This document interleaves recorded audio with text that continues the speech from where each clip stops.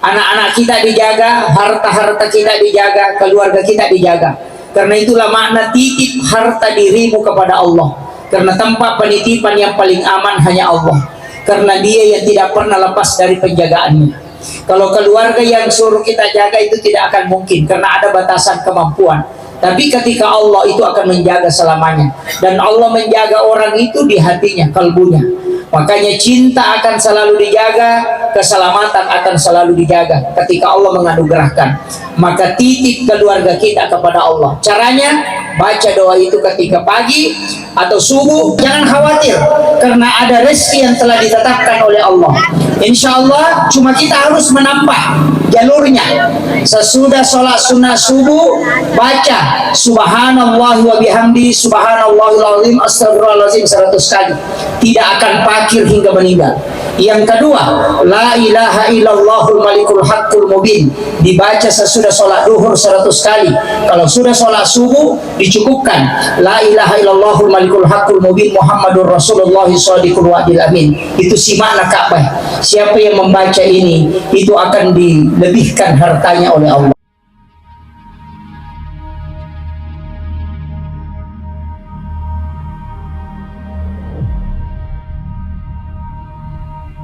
A'udzu billahi minasyaitonir rajim. Bismillahirrahmanirrahim. Wa min ayatihi an khalaqalakum min anfusikum azwaja litaskunu ilaiha wa ja'ala bainakum mawaddatan wa rahmah inna bi dzalika laayatin liqaumin yatafakkarun. Wa qala Nabi sallallahu alaihi wasallam fil hadis an-nikahu li sunnati faman raghiba an sunnati falaysa minni. Sadaqallahul azim wa sadaqa rasulil karim wa nahnu ala dzalika minas syahidin wasyakirin wa la haula wa la quwata illa billahi wa huwal aliyyil azim.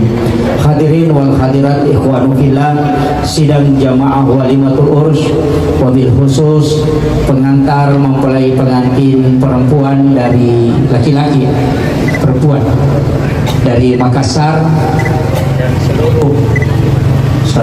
dan seluruh keluarga besar mempelai pengantin laki-laki. Alhamdulillah wa syukurillah wa la haula wa la quwata illa billahi wa huwal aliyyil azim. Hasbunallahu wa ni'mal wakil, ni'mal maula wa ni'man nasir. Kita hadir pada pagi hari ini untuk menjadi saksi. Pada kaki hadir madapungan untuk memberikan doa kepada anak kita yang sementara duduk di pelaminan. Jadi alim malabina Nabi Muhammad sallallahu alaihi wasallam narampi maka dia koganna ipatapulo umatku situ datudangan. Kemudian dia berdoa, maka salah satu di antaranya pasti ada yang doanya mustajab. Karena 40 jamaah itu salah satu di antara mereka ada waliullah. Itulah sehingga sholat jenazah Rasulullah meminta mencukupkan 40 jamaah. Imam Asy-Syafi'i dalam sholat Jumat nanti mensahkan ketika 40 jamaah mukim. Magi dapat 40 karena bilangan itu ada waliullah, ada kekasih Allah. Angka ki hadire mada punga rilalanna ya Rama segenewe untuk memberikan doa restu kepada anak kita yang sementara duduk di pelaminan. Malada ina puminasa kedua tomaton nabuti ngaronewe makoto parope mabuti makunraye aja tasalai onro tatuda narekodeti lodongan yanata yang sementara duduk di pelaminan. Memagi-magi rumah tangga yang akan dijalani, mampu dia mendapatkan keberkahan. Yelengi baraka alumuya di sini na masalah yang kenoloy nasabah digaga rumah tangga digaga masalah.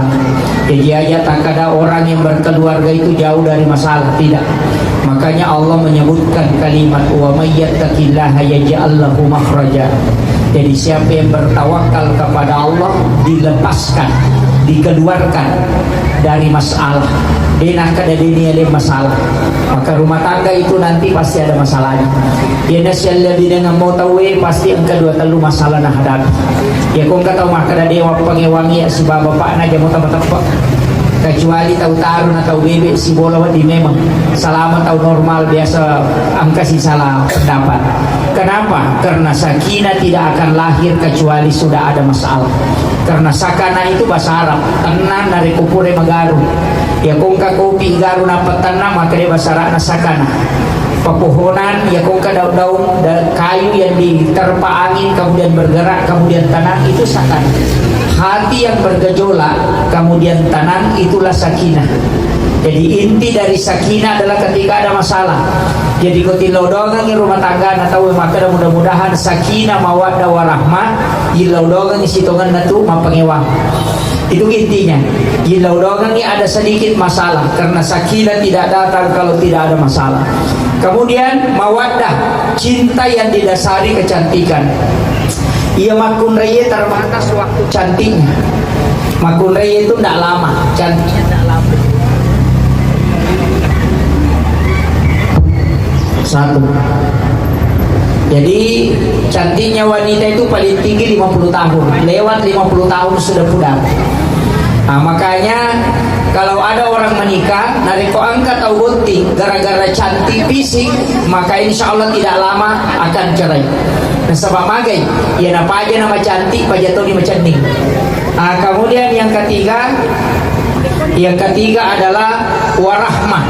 Siapa ama namo matoa tulisi sapa nareko angka rumah tangga dena nasi sapa dena nakutan angka ke gilo makmu ke gilo bapakmu, maka nareko angka boleh joka berarti warahmanya sudah hilang.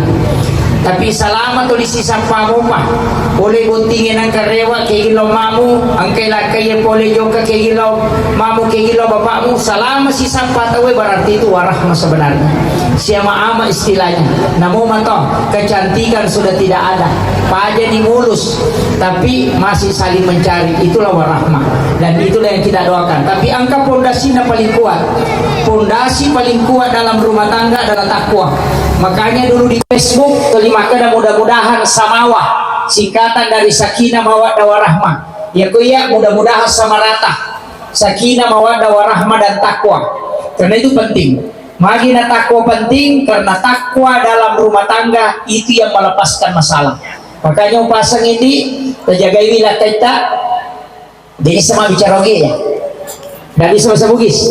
Oh iya, jaga baik-baik suaminya Dinda, jaga baik-baik pasangan ta, jangan sampai jadi masalah nanti dalam perjalanan rumah tangga. Karena kenapa? Dulu itu babu biasa tahu sandala minindang ulawang.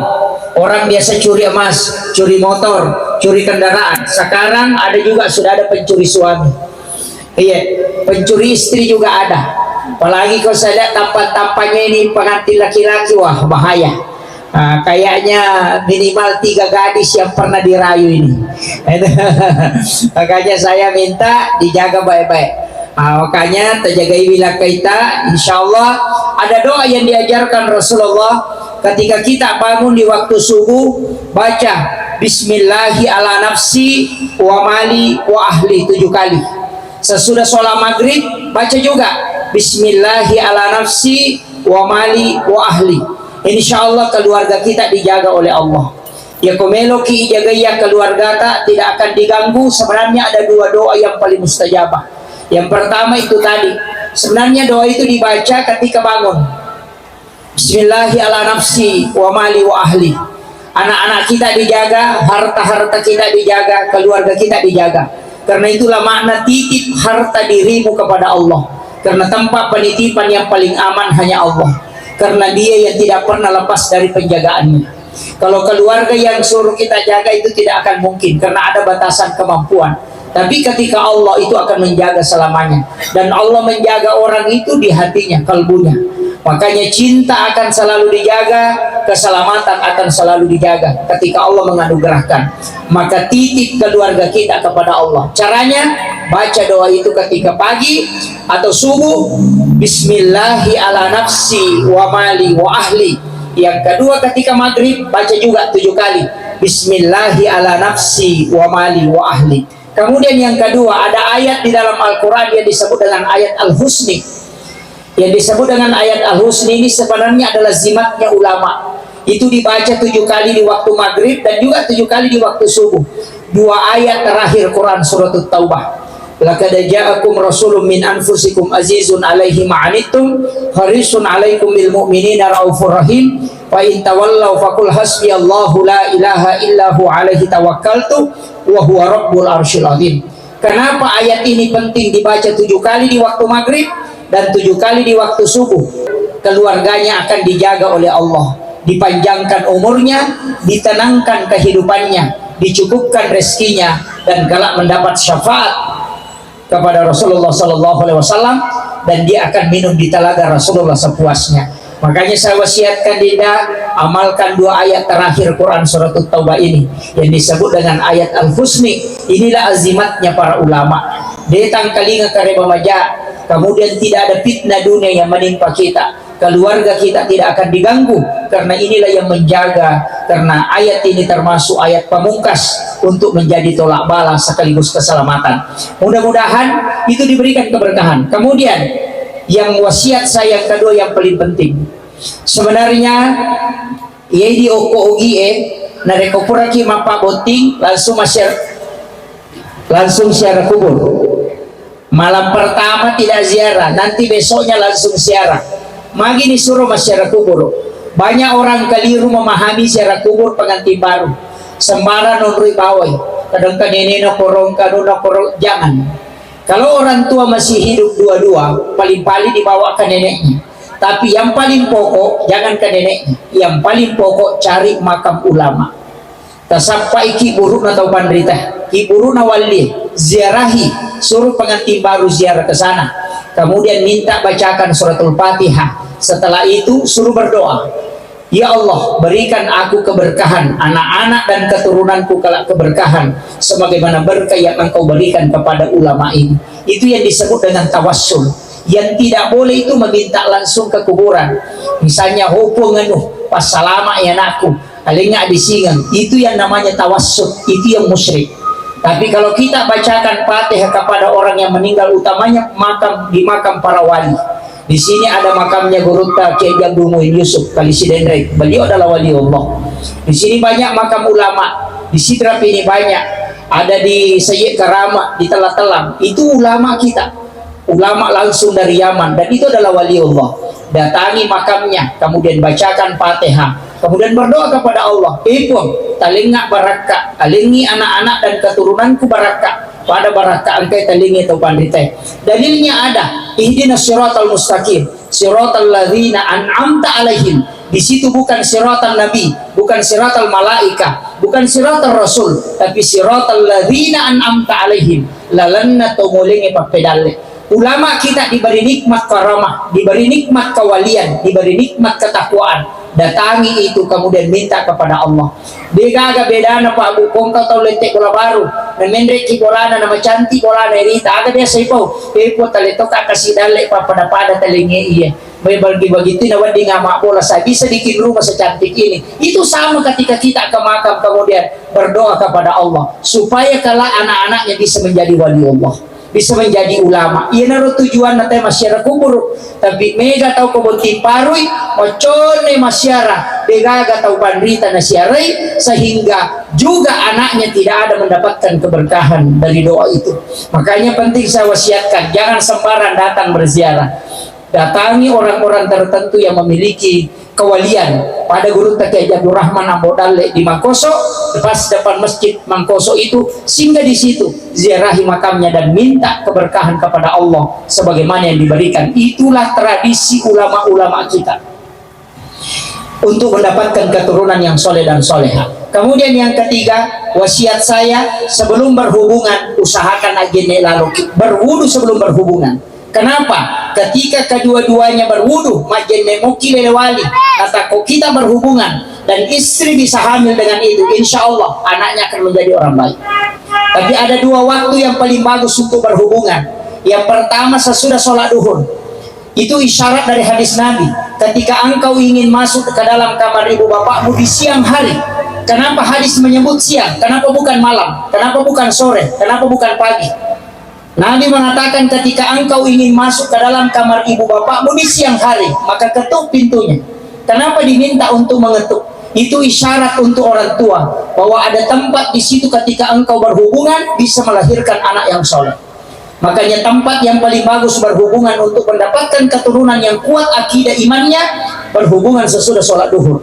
Itu petunjuk para ulama. Kemudian yang kedua, sebelum atau sesudah sholat subuh. Karena kenapa? Itu berkah malaikat turun pada waktu itu.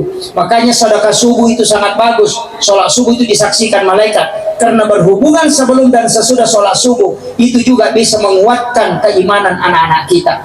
Ya miko imun rina isah bahaya lada. Madarian terlalu pesantren yolo letu bola dan pengantaraan. Kenapa? Karena memang imun rina isah takibuai. Nah, mereka kata nih pengantaran abuting biasanya bikin anak ini kapan? Sesudah Isa ya. Makanya lemah keimanan anak-anak kita. Dan jangan berhubungan sama sekali, jangan berhubungan ketika dalam keadaan ngantuk, karena kita akan meninggalkan nanti melahirkan anak-anak yang berpenyakit dan lemah fisik. Jangan juga berhubungan ketika sangat kenyang, karena itu akan melahirkan keturunan yang bodoh. Dan jangan berhubungan di saat lapar sekali, karena kenapa? Karena anak kita akan malas. Itu kuncinya. Makanya tidak sembarang berhubungan, karena menurunkan anak yang baik itu harus dipersiapkan dengan matang. Aja nih yang mbak bawa lomah terus, harus dengan pelan-pelan, harus dengan bagus. Aja neki yang paling utama sholat sunnah hajat, sampai sunnah hajat kemudian berhubungan. Ini saya sampaikan kepada pengantin baru, pengantin lama juga bisa pakai. Kalau bilang wah sudah lewat Pak Ustaz, tidak bisa melahirkan, gampang ganti mamanya atau tambah. Aja mau tersinggung kan. Kemudian wasiat saya yang keempat, jangan sekali-kali berhubungan badan manakala salah satu pasangan sudah bermimpi berhubungan badan. Purakam maki metindro, kemudian menipiki berhubungan badan. Jangan berhubungan dengan pasangan kecuali diantara dengan wudhu. Kapan berhubungan? Kalau salah satunya sudah bermimpi dan hubungan itu menyebabkan istri hamil, maka dipastikan anaknya lahir dalam keadaan epilepsi atau kena penyakit ayam. Ini penelitian Bapak Profesor Dr. Dadang Hawaris dalam buku psikoterapi Al-Quran. Makanya saya sampaikan, ini perlu hati-hati ketika sudah tidur kemudian bermimpi, ajene lalu kenapa berhubungan dengan pasangan atau mau melakukan hubungan dua kali, bicara gini melo kami mak dobolo, harus diantarai dengan wudhu supaya nanti anak-anak kita itu tidak lahir dalam keadaan prematur. Nah, sebab kapan hubungan kedua yang tidak diantarai dengan wudhu na takut morodar makun reye, maka anak akan lahir dalam keadaan prematur. Itu yang bahaya. Makanya ini saya wasiatkan, ini untuk generasi-generasi kita harus dipersiapkan dengan matang. Dalam rumah tangga insya Allah ada rezeki yang terbuka. Nah, sebab Allah Ta'ala itu janji, nikahkan saya akan berikan rezeki kepadanya. Mega tu tomato salah kaprah. Nah, sengaja nih Pak Boti nade pakai dale, nade pakai zaman nah. Nikahkan baru Allah turunkan rezekinya. Karena pintu rezeki salah satu cara membukanya dengan menikah.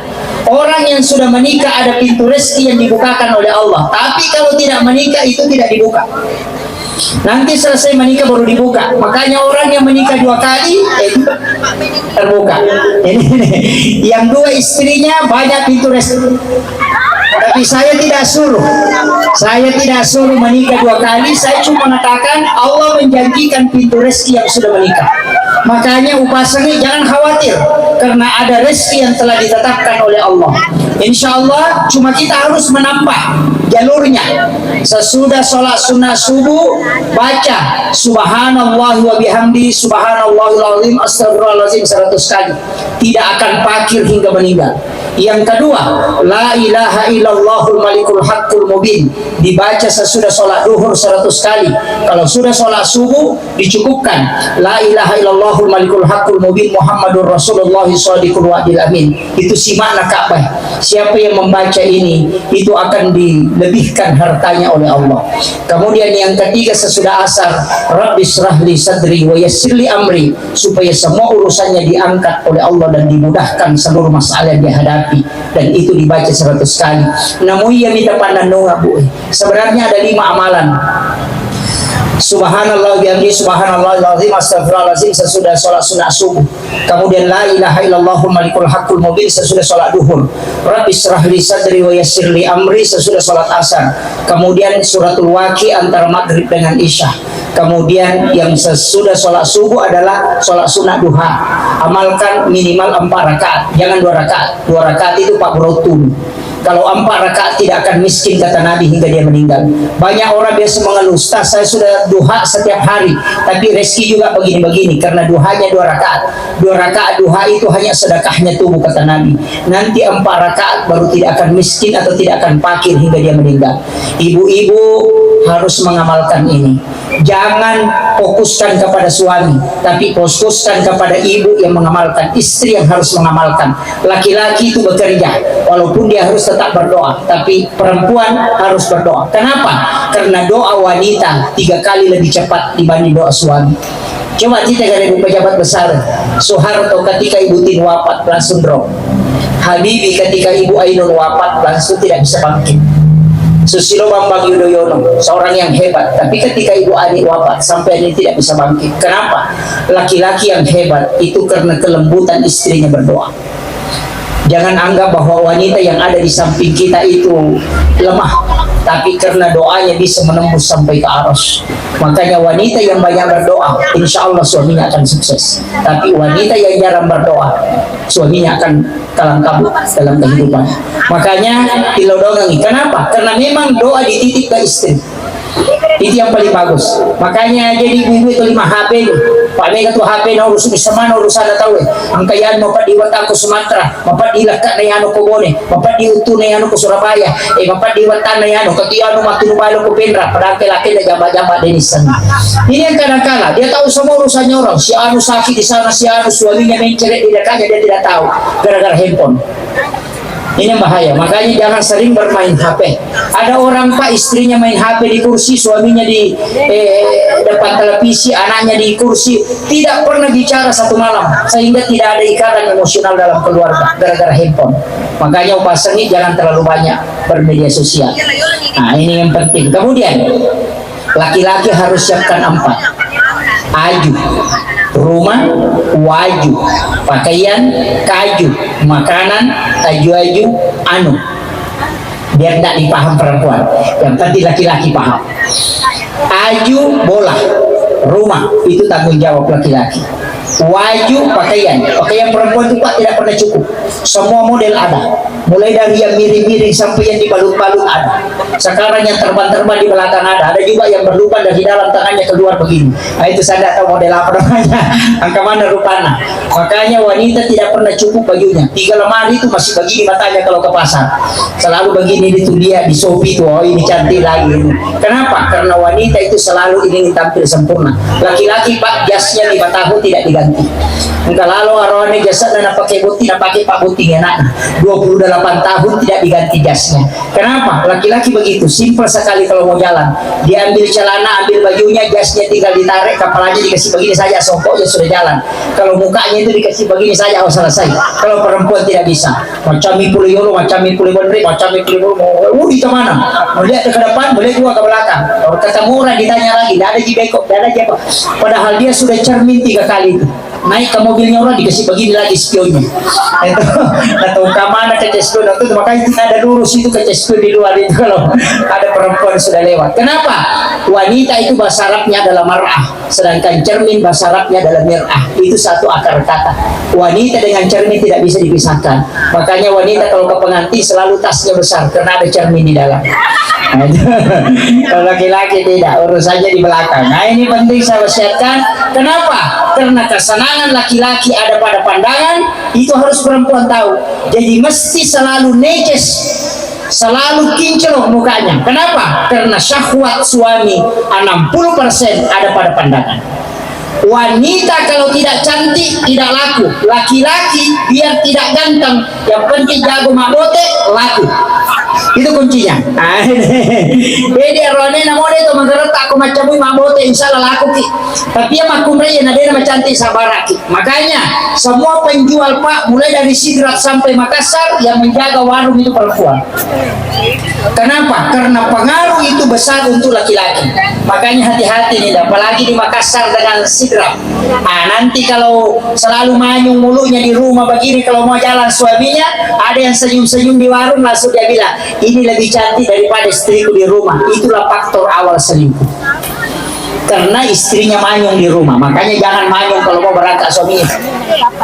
Harus senyum-senyum kalau mau berangkat suaminya. Supaya nanti selalu diingat. Kemudian yang terakhir, aju, waju, kaju, aju-aju. Yang terakhir adalah aju-aju.